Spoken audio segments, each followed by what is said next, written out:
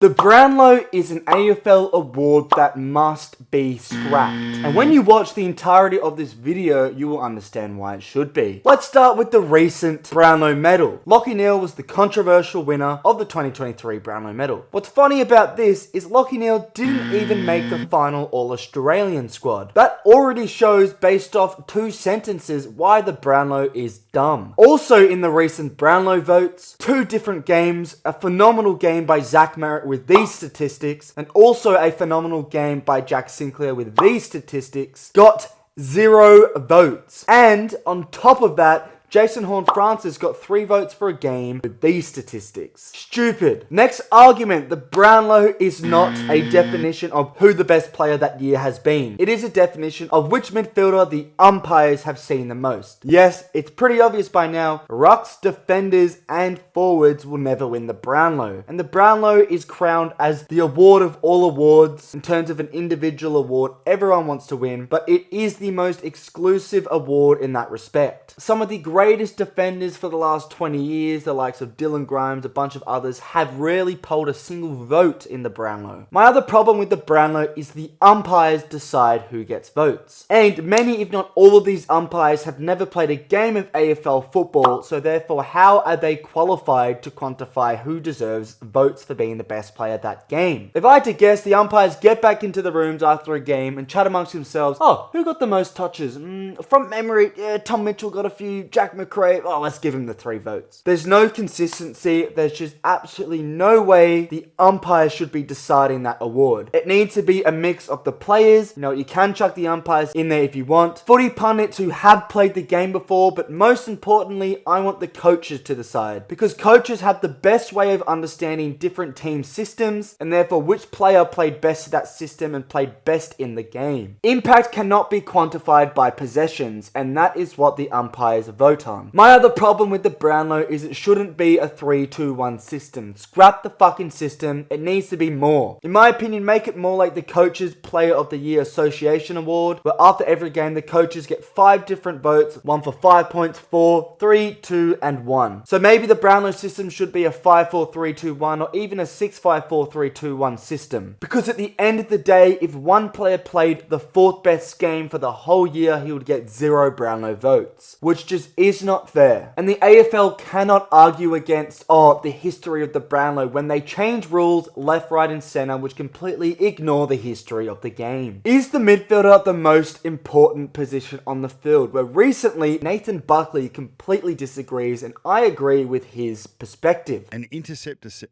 defender is basically your quarterback. He's the guy, like a Darcy Moore or a Stephen May. I would argue that the modern game is nearly saying that those guys are more important than anything. And that is the intercepting defender is the most important position in a game. In nearly every sport, the saying is defense wins premierships, defense win titles, where like an attack and midfield, they win your games. Let's be real, we just need to scrap it. For the last 10 years, and it's still increasingly on the rise, the big sort of famous AFL midfielders are accumulating far more votes. Interestingly, in 2001, the top 10 vote getters combined for just 176 votes. Compare that to 2011, where this number rose to 244 votes. And compare it to 2021, where the top 10 received a combined 278 votes just through themselves. And an interesting stat as well, in 2021, the 10th place was Jared Lyons with 23 votes. Now, 23 votes that year would have been enough for him to win the entire count for 18 of the 44 years since the 3-2-1 system has been in the AFL. That's a big problem. I could reel off many games in the recent future where votes have gone to midfielders with 30 touches in a losing team, where the opposition team had a forward who kicked 7 goals or,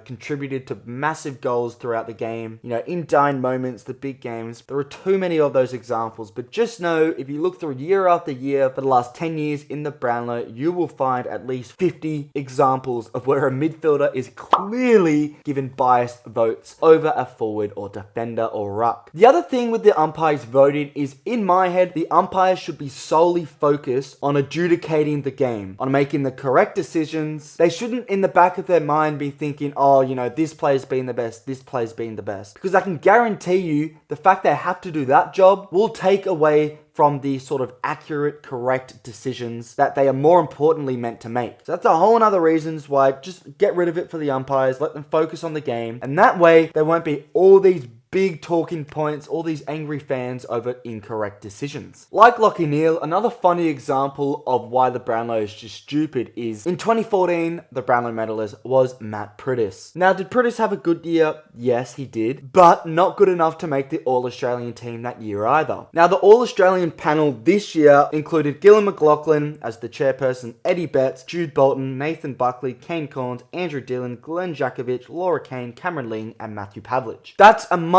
better example of A, far more people on the panel, not just the umpires, the 4 or 5 umpires in the game, and B, they've played the game. They understand who's been the best player throughout a game, throughout a year. Another interesting example is the NRL for their sort of end of season award. Instead of what the AFL does for the Brownlow, where no one knows, none of the umpires know who's won, the NRL, all the umpires and everyone looks at who's accumulated the most points, who's won that award before it's given out, and therefore they can look at, oh shit, this guy's not even been the top 10 player and he's somehow won this award. I get the sort of spectacle of no one knows who's going to win, but I feel like it's just going to solve more problems if they just look at it first and have a look at maybe they've gone wrong. Also on the NRL, following some betting scandals back in the day, recently the NRL, it says they're set to implement a policy which allows for 2 anonymous judges to submit their own 3-1 votes for every game, which means that 6 votes are on offer in every contest. Look at the NRL, that's a perfect example of, look, little things like that will help make the award more accurate. Why not on the Brownlow night, let's,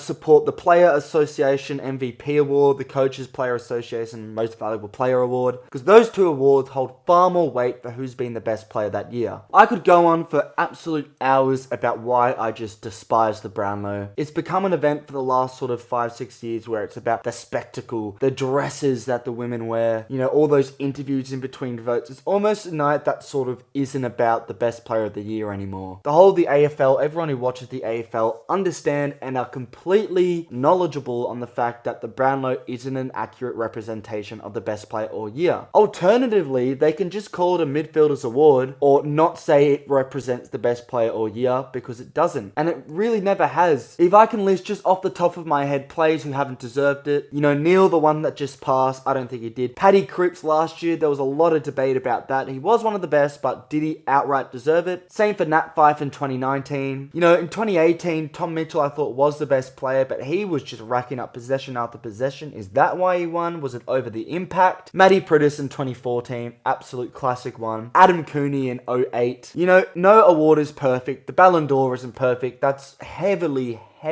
politically driven. So no award's perfect, but I feel like the AFL, there are just some simple fixes to this award. What would you do for the Brownlow? Would you change it? Would you scrap it? What would you do? Let me know in the comments down below. Make sure you follow the TikTok FTFooty, and on this YouTube channel, make sure you like, subscribe, and all that good stuff. Thank you so much for watching. I'm going to see you in another video.